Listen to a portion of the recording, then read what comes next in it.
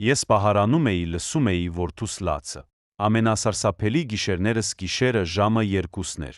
Ես թաքնված էի պահարանում ու լսում էի որդուս 5 տարեկան Արամի լացը։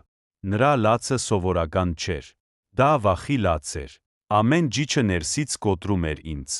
Կինս Նարինեն վերջին ամիսներին փոխվել էր։ Անքուն գիշերներ, անբացատրելի զայրույթ, կասկածներ բոլորի հանդեպ։ Այդ գիշեր նա կորցրել էր ինքնատիրապետումը։ Ես վախենում էի դուրս գալ, որովհետև նա սպառնացել էր, որ եթե խառնվեմ,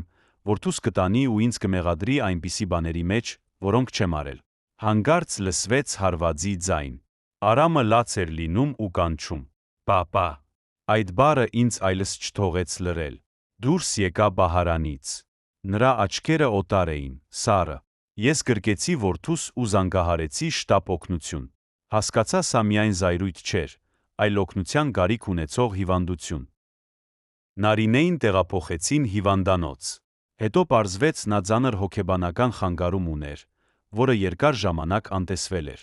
Այդ գիշերը ես կորցրեցի այն կնոջը, ում ճանաչում էի, բայց փրկեցի որդուս։ Եվ ամենակարևորը այլս երբեք պահարանում չեմ թաքնվում։